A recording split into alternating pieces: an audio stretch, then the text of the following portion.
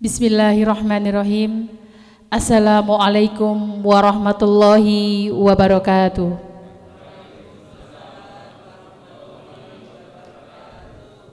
Innal hamdalillah nahmaduhu wa nasta'inuhu wa nastaghfiruh wa na'udzubika min syarri ma khalaq wa min syarri a'udzubika min syarri ma khalaq. Yang terhormat Kepala Cabang Dinas Pendidikan Wilayah 5, yang terhormat Ibu Pengawas SMA Negeri 1 Ngemplak, yang kami hormati Bapak Kepala Sekolah SMA Negeri 1 Ngemplak, yang kami hormati Bapak Ibu Guru, karyawan, dan seluruh hadirin kajian di sore hari ini. Terlebih dahulu marilah kita senantiasa panjatkan puji syukur kehadirat Allah Subhanahu wa Ta'ala yang telah melimpahkan rahmat dan hidayahnya sehingga di sore hari ini kita dapat berkumpul, bersilaturahim, menuntut ilmu dalam acara kajian Ramadan bersama Cabang Dinas Pendidikan Wilayah 5 dengan SMA Negeri 1 Ngemplak dalam keadaan sehat walafiat. Sholawat serta salam marilah kita senantiasa selalu haturkan kepada junjungan kita Nabi besar Muhammad Sallallahu Alaihi Wasallam yang insya Allah kita nantikan syafaatnya di yaumul akhir nanti. Bapak Ibu hadirin yang kami hormati, selamat datang dalam acara kajian Ramadan bersama Cabang Dinas Pendidikan Wilayah 5 bersama SMA Negeri 1 Ngemplak dengan tema Ramadanku Berbuah Akhlakul Karimah dengan pembicara Bapak Dr. Andes Muhammad Amir Zubaidi, Magister Pendidikan. Bapak Ibu hadirin yang kami hormati, izinkan saya membacakan susunan acara di sore hari ini. Acara yang pertama adalah pembukaan, acara yang kedua pembacaan ayat suci Al-Quran, acara yang ketiga inti kajian, dan acara yang terakhir adalah penutup. Untuk mengawali kajian di sore hari ini, marilah kita buka dengan membaca basmalah bersama-sama. Bismillahirrahmanirrahim. Acara yang kedua adalah pembacaan ayat suci Al-Quran yang akan dibacakan oleh Ananda Satria Destara Naira. Kepada Ananda Satria kami persilahkan.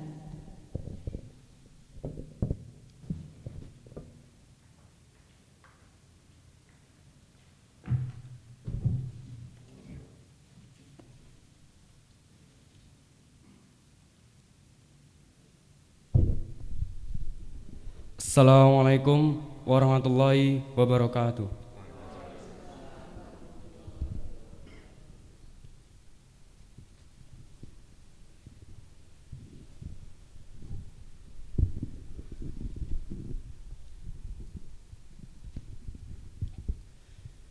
A'udzu billahi minasy syaithanir rajim.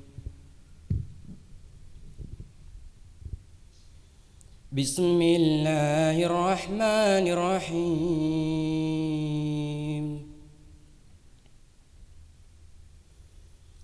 Wa minhum man yu'minu bihi wa minhum man la yu'minu bihi. Wa rabbuka a'lamu bil mufsidin.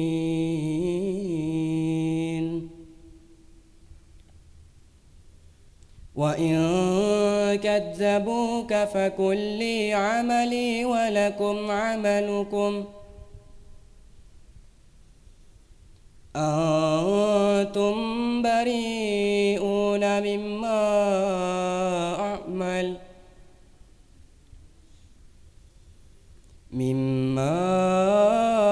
a'mal wa ana bari'um mimma ta'malun.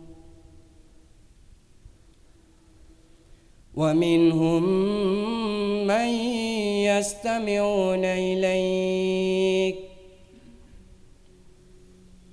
afa anta tusmi'u summa walau kanu la ya'qilun.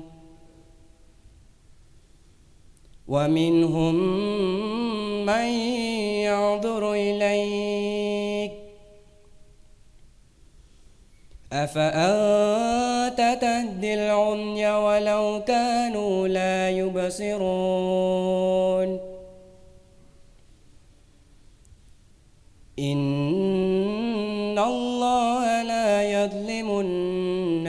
شيئا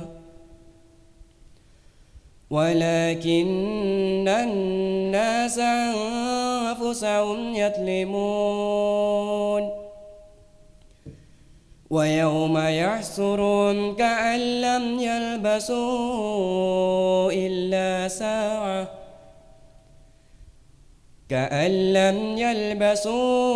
إلا ساعة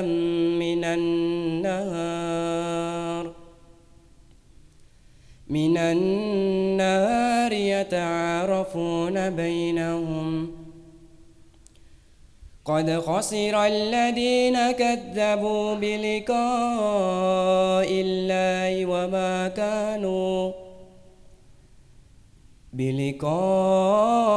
الله وما كانوا مهتدين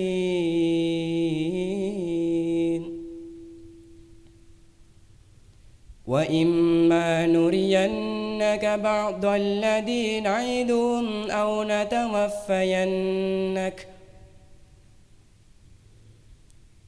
نتوفينك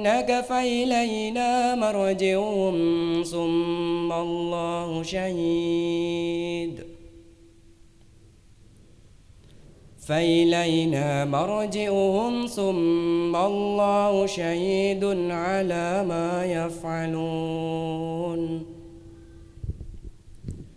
Sadaqallahul Azim. Wassalamualaikum warahmatullahi wabarakatuh.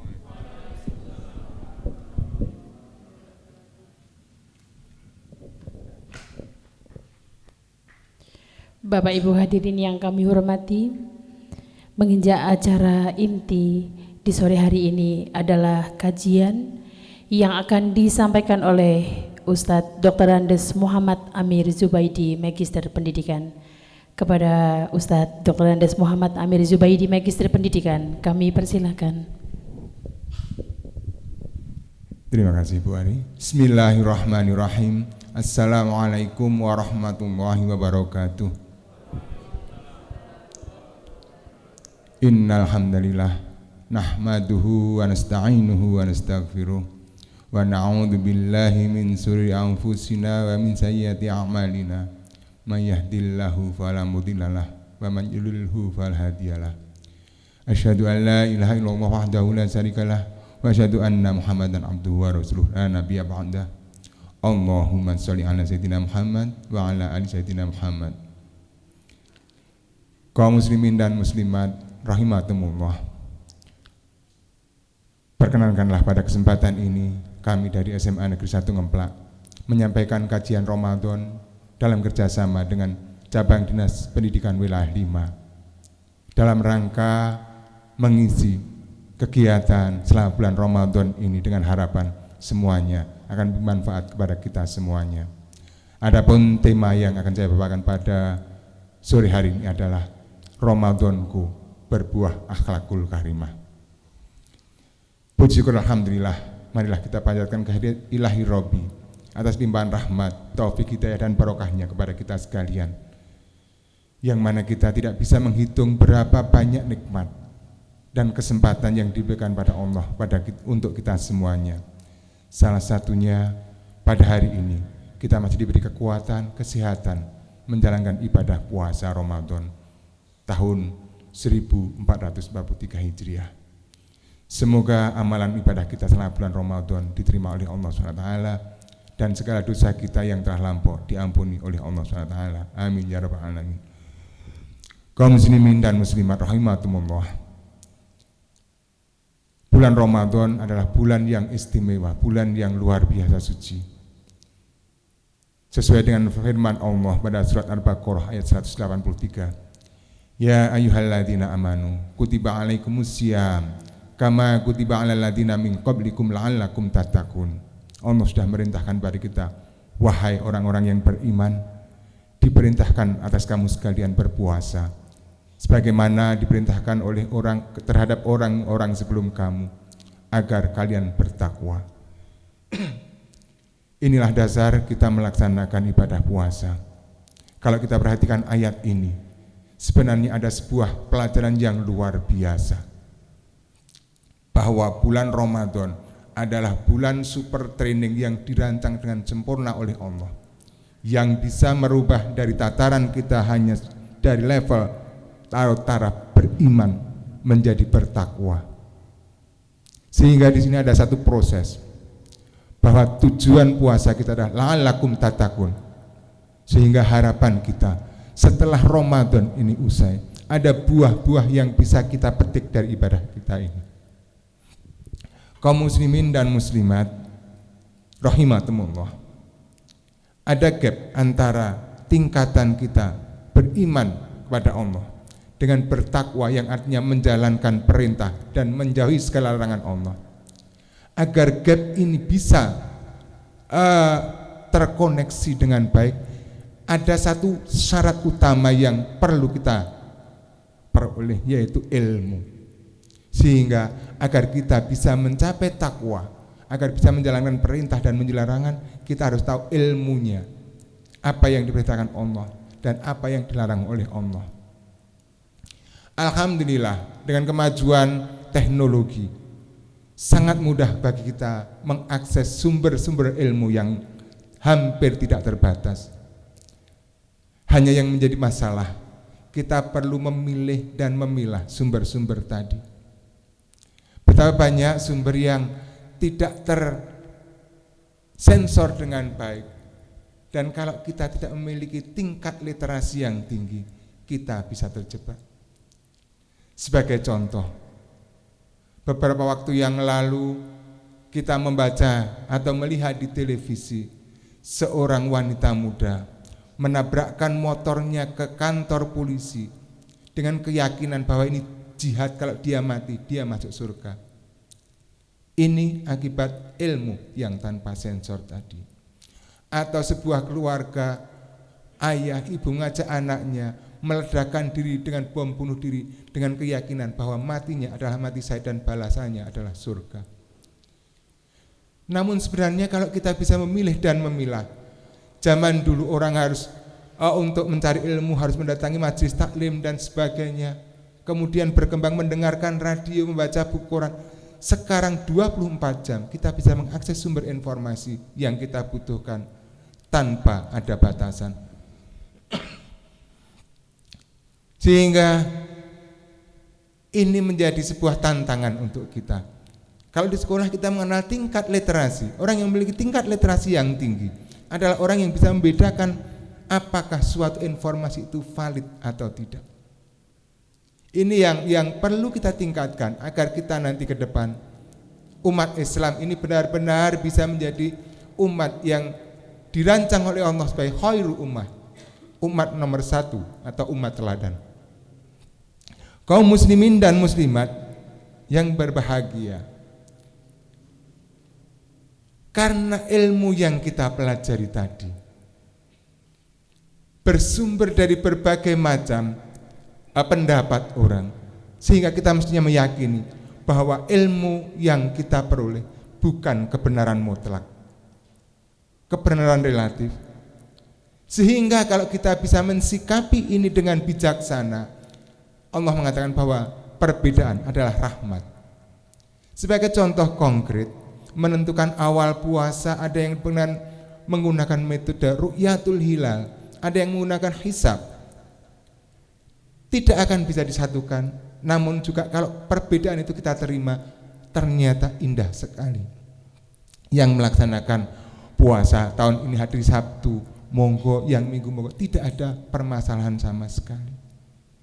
Namun ternyata tidak semua orang bisa mensikapi seperti itu.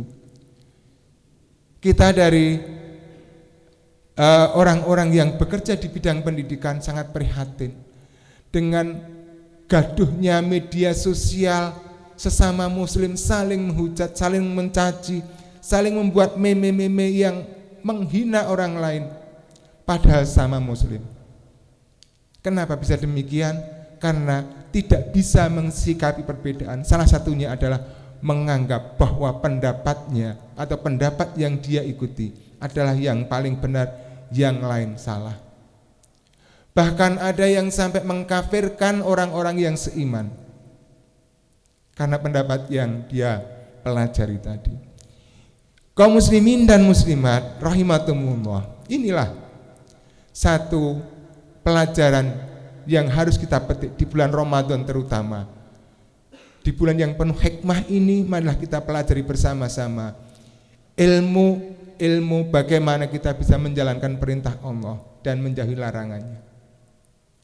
Namun sekali lagi, kalau kita tidak bijaksana mengelola sumber informasi yang kita terima tadi, kita khawatir ukhuwah Islamiyah, kerukunan sama umat Islam, bahkan ukhuwah watoniyah, kerukunan persaudaraan sama bangsa Indonesia bisa terganggu bahkan hancur.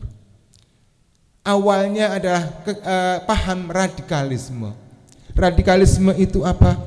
Merasa paling benar dan memaksa orang lain mengikuti pendapatnya sehingga menutup pintu dialog dan toleransi. Kalau semua orang menganggap dirinya paling benar kemudian tidak mau menerima kebenaran orang lain dan kebenarannya mutlak, asal itu fanatismenya ke dalam, tidak begitu masalah. Tapi ketika mereka memaksakan kehendak pada orang lain, pada golongan lain, akhirnya terjadi gesekan, benturan, dan bahkan mungkin peperangan.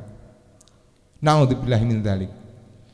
Sehingga sekali lagi, sebagai awal pada kajian ini, kita kembali diingatkan bahwa puasa Ramadan kita adalah sebuah proses agar kita bisa jadi orang yang muttaqin.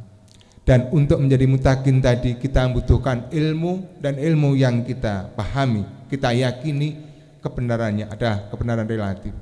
Sehingga kita diajarkan untuk selalu berdoa, Allahumma arinal haqqo haqqo warzuqna ittiba'ah wa arinal batila batila warzuqna tinaba. Ya Allah, tunjukkanlah padaku yang benar adalah benar dan saya mampu melaksanakan, dan tunjukkan yang salah adalah salah dan saya mampu meninggalkan. Ini sebuah doa yang sangat lengkap. Tunjukkanlah yang benar adalah benar dan yang salah adalah salah. Itu untuk meningkatkan keyakinan dan menambah ilmu kita.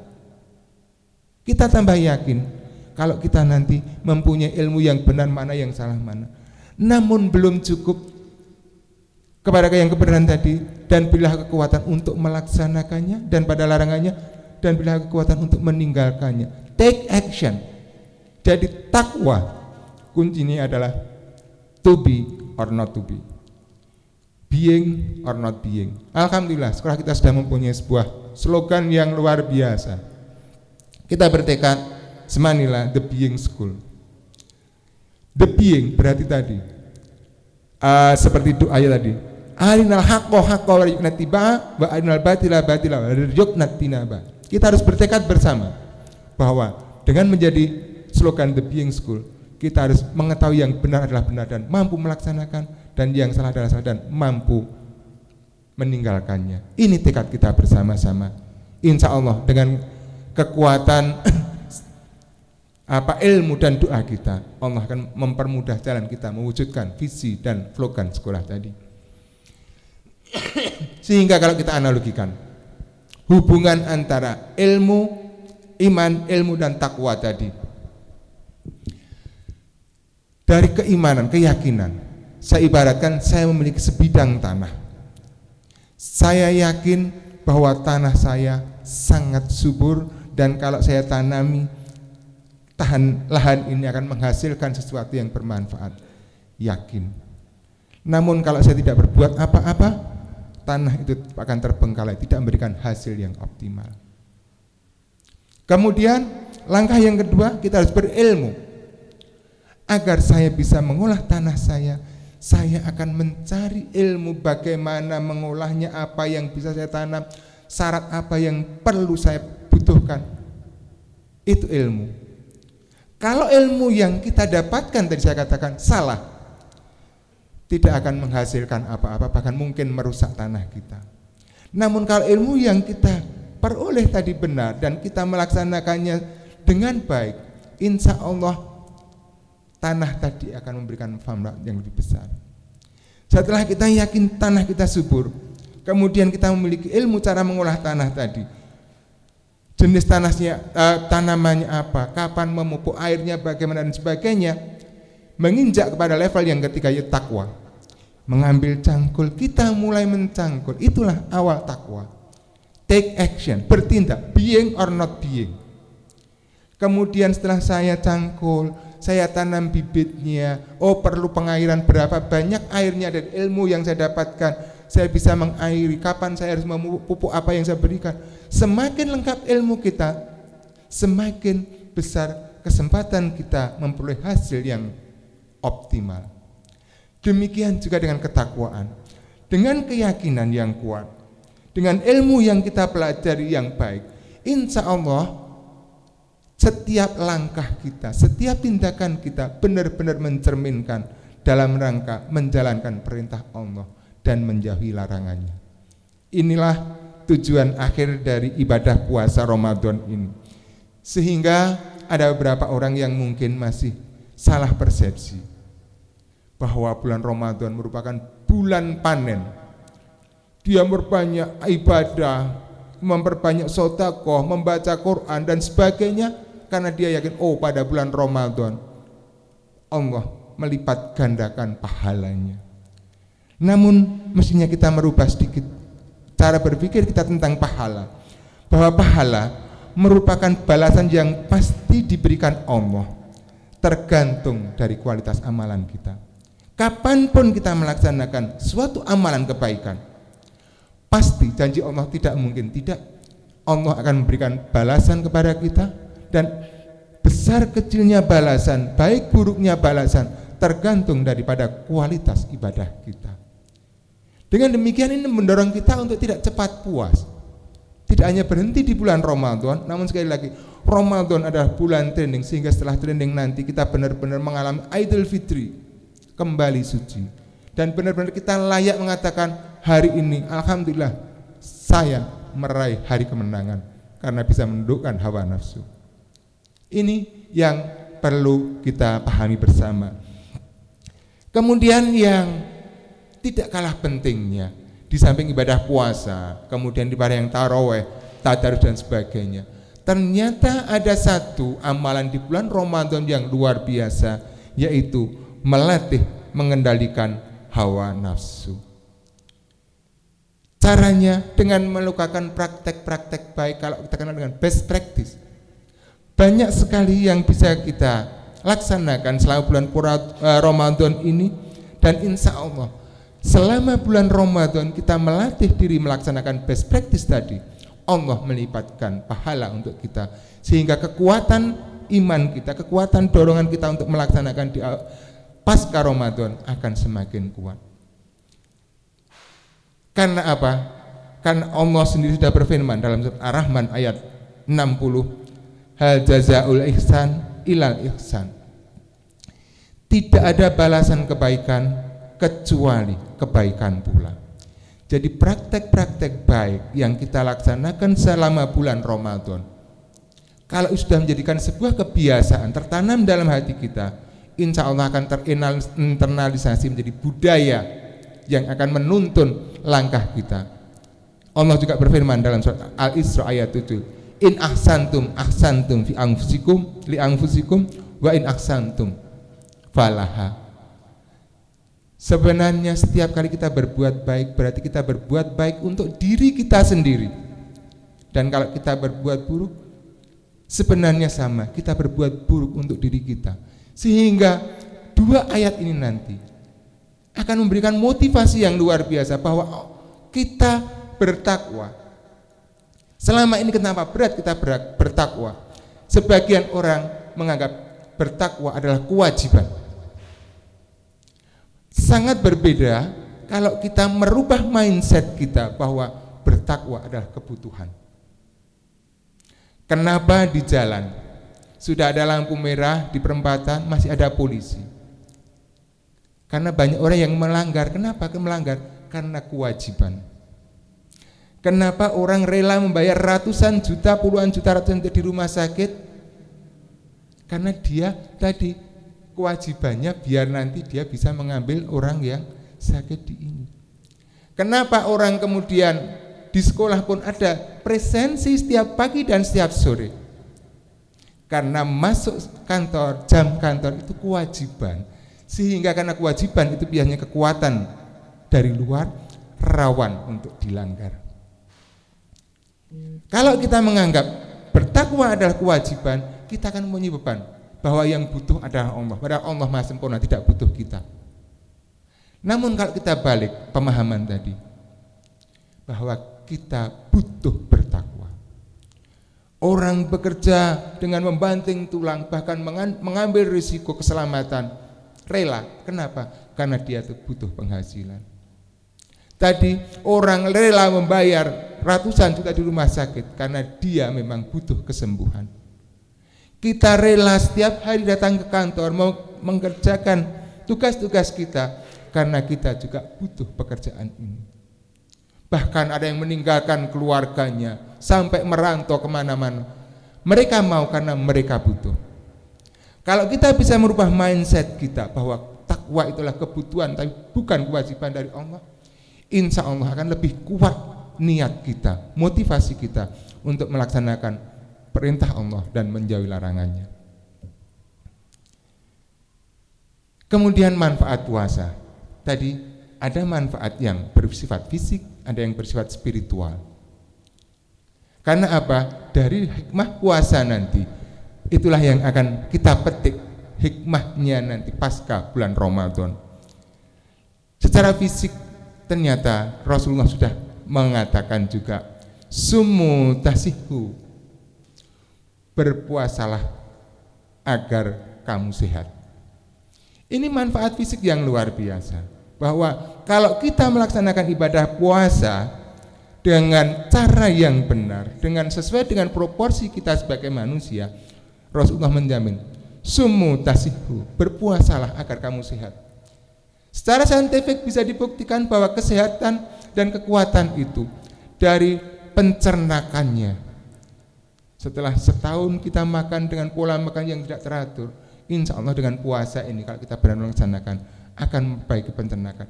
Kemudian jaringan hormonal akan kembali imbang. Betapa banyaknya orang yang menderita penyakit degeneratif, penyakit yang disebabkan bukan karena unsur dari luar, namun karena penurunan organ, asam urat, tensi tinggi, jantung, ginjal dan sebagainya. Ini insya Allah dengan puasa, kalau kita benar-benar bisa memadukan antara fisik kita, akal kita, jiwa kita, untuk benar-benar bertekad menjadi la'allakum tattaqun, insya Allah akan bisa kita raih.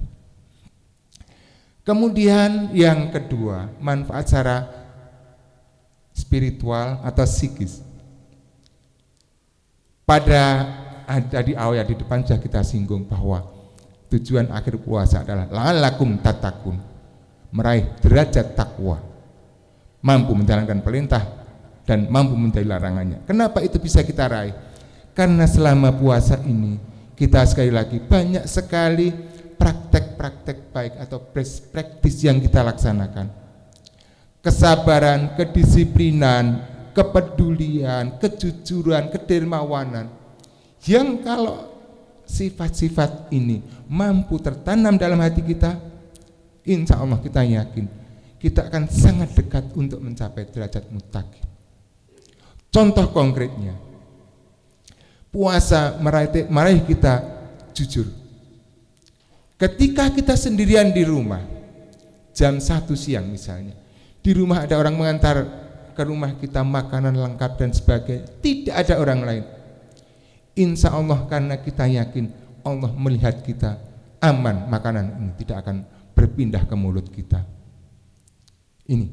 Kemudian yang kita pelajari juga, taat waktu, karena salah satu karunia Allah yang paling besar adalah kesempatan atau waktu. Waktu kita di dunia sangat pendek. Apapun yang kita lakukan, waktu tetap akan menggilas kita. Katakanlah 80-90 tahun kita meninggal, tidak pernah menanyakan apa yang sudah Anda lakukan, kesempatan apa yang Anda hilang, tidak, waktu menggilas kita. Inilah ketika kita sahur, kita masih lapar, sahur baru 1 sendok. Kemudian kita dengar adzan dari Allahu Akbar, Allahu Akbar. Saya yakin tidak ada di antara Bapak Ibu sekalian yang berani melanjutkan meskipun 1 sendok. Disiplin waktu. Bahkan kadang-kadang kalau maghrib, kita tidak percaya dengan jam kita. Kita tahu bahwa waktu maghrib jam 17.34. Sudah jam 17.34, belum dengar azan, kita nggak berani menyentuh teh. Karena apa? Nanti takut batal. Waktu yang hanya beberapa detik ternyata berharga sekali. Menghargai waktu. Kemudian yang kedua tadi, yang pertama tadi, niat yang ini. Kemudian yang tidak kalah pentingnya, kita belajar juga bahwa nafsu manusia itu kenikmatannya, kepuasannya hanya angan-angan atau fata morgana. Sebelum buka, di keluarga kita ditata, ada makanan, ada cola, ada teh, ada nasi, ada macam-macam snack dan sebagainya.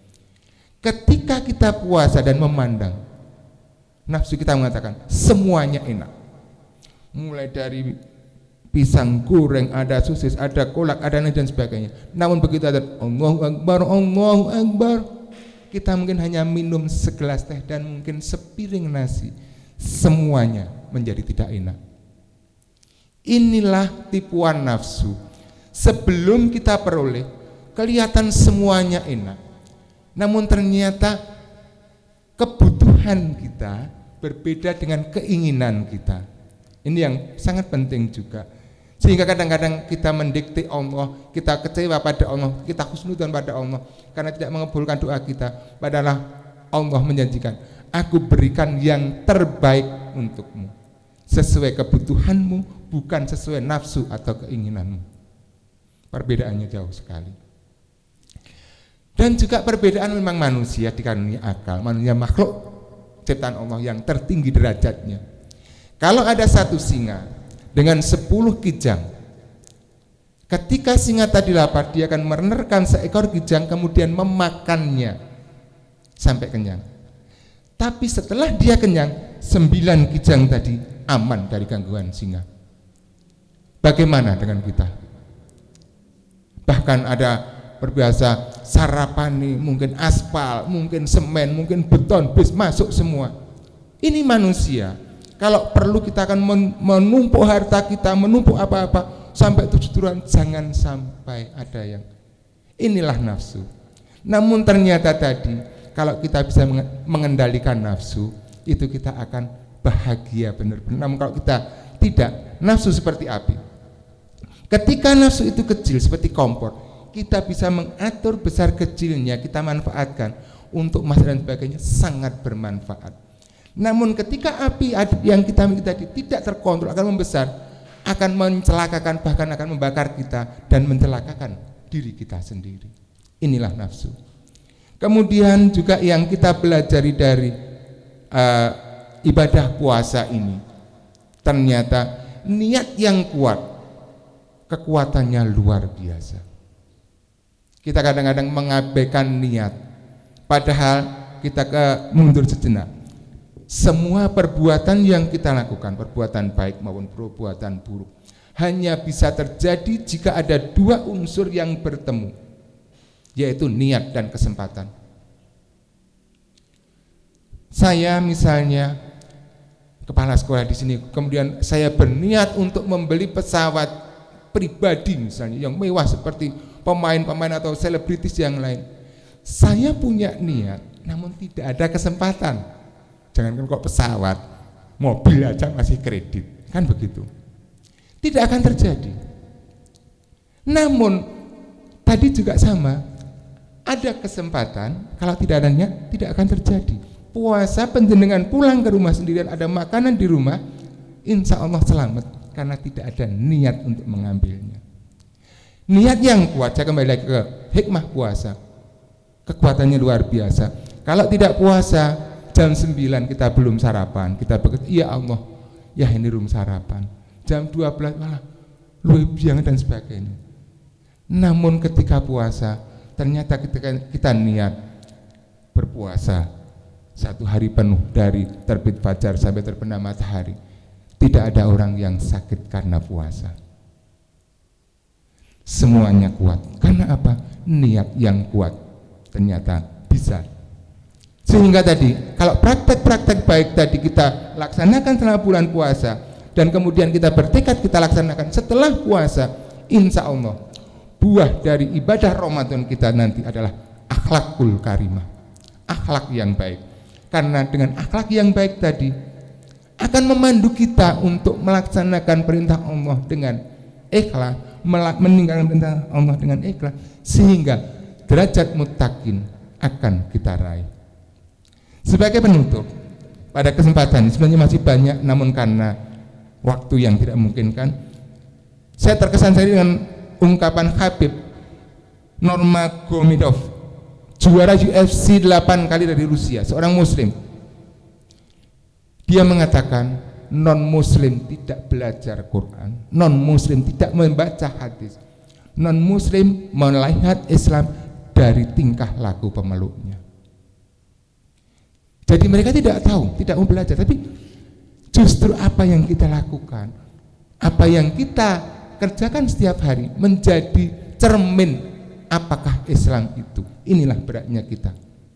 Bahkan Syekh Muhammad Abduh, ulama besar dari Mesir, pernah marah-marah kepada dunia barat karena mereka mengatakan Islam bodoh, Islam terbelakang, Islam anti kemajuan. Dia kemudian menjawab, tidak, Islam adalah agama yang mencinta ilmu, bahkan menuntut ilmu wajib dari liang lahat, Buen sampai liang lahat. Kemudian Islam itu memberikan ajaran-ajaran kebaikan untuk memahami sama dan sebagainya. Apa jawaban dari Renan, seorang filsuf dari Prancis? Saya tahu persis kehebatan semua hal tentang nilai-nilai Islam, nilai Al-Quran dan kandungan as-sunnah. Tapi tolong tunjukkan satu komunitas muslim di dunia yang bisa menghambarkan kehebatan Islam. Tantangan untuk kita semuanya. Orang-orang lain percaya Quran bagus, mengajarkan kebaikan, kemudian hadis, bahkan ajaran Islam sempurna, namun mereka ingin melihat itu dari tingkah laku kita atau dari apa yang kita lakukan dalam kehidupan sehari-hari. Kaum muslimin dan muslimat yang berbahagia, dengan demikian sebagai kesimpulan uraian singkat saya tadi, kita kembali ke awal bahwa Allah memerintahkan kita untuk berpuasa adalah suatu proses agar kita bisa meraih derajat muttaqin.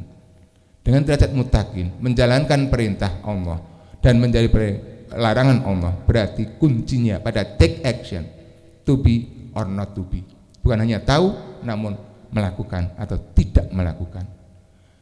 Kalau ini dengan tekun kita laksanakan, kita mulai dengan yang kecil, mulai dari yang kecil, mulai yang dari diri kita sendiri, mulai saat ini, insya Allah semakin hari semakin baik kita. Dan insya Allah misalnya kita sudah berusia 50, mestinya kalau kita mulai puasa umur 10 dan 40 tahun, setiap tahun puasa ini merupakan tataran tangga naik yang semakin lama semakin tinggi, semakin sempurna.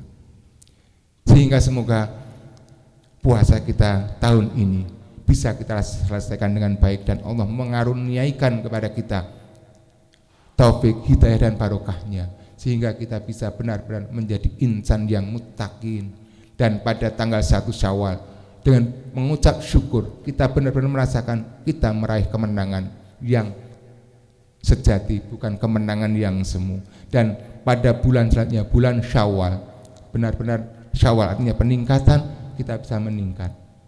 Dan semoga dosa-dosa kita selama ini dan setahun yang lalu diberikan maghfirah oleh Allah. Kita mendapatkan manfaat dari bulan Ramadan ini dan kita mohon pada Allah, semoga kita masih diberi kesempatan bertemu dengan Ramadan tahun depan, sehingga insya Allah kita akan semakin meningkat tataran kita dan kita bisa mewujudkan kehidupan dan penghidupan yang bermanfaat fid dini wad dunya wal akhirah. Dan yang terakhir, kita bisa meraih pangkat tertinggi setiap manusia, yaitu husnul khotimah. Demikian uraian singkat dari saya. Jika ada kekurangan itu karena kebodohan dan kekurangan wawasan saya, namun jika ada kebenaran insya Allah itu dari Allah. Semoga Allah melimpahkan rahmat, taufik, hidayah dan barokahnya kepada kita, sehingga kita benar-benar bisa mengimplementasikan hikmah puasa ini dan akan membawa keberkahan kepada kita semua, sehingga Islam yang rahmatan lil alamin bisa terwujud karena dimulai dari pribadi-pribadi, insan-insan yang ada di sini ini dan yang mendengarkan dan menyaksikan video ini, sehingga akhirnya insya Allah negara Indonesia yang baldatun thayyibatun wa rabbun ghafur menjadi sebuah kenyataan, bukan hanya impian. Kekurangan maaf, billahi taufiq. Assalamualaikum warahmatullahi wabarakatuh. Waalaikumsalam warahmatullahi wabarakatuh. Terima kasih kami sampaikan kepada Ustadz Amir. Bapak Ibu hadirin yang kami hormati, alhamdulillahirabbil alamin, acara demi acara telah kita laksanakan. Semoga dengan kajian di sore hari ini kita semua mendapatkan derajat muttaqin di akhir Ramadan nanti. Bapak Ibu hadirin yang kami hormati, acara yang terakhir adalah penutup. Marilah kita tutup acara sore hari ini dengan membaca hamdalah bersama-sama. Alhamdulillahirabbil alamin. Di akhir kata, saya selaku perwakilan dari SMA Negeri 1 Ngemplak memohon maaf apabila ada kesalahan dalam penyelenggaraan kajian di sore hari ini. Dan satu pesan dan kesimpulan di sore hari ini, bahwa janganlah sekali-kali engkau menjadi orang yang keburukannya itu lebih kuat daripada kebaikannya. Dan janganlah juga menjadi orang yang kekirannya itu lebih kuat daripada kedermawanannya. Dan kekurangannya juga lebih kuat daripada kebaikannya. Terima kasih sekali, semoga membawa manfaat. Akhirul kalam, wassalamualaikum warahmatullahi wabarakatuh.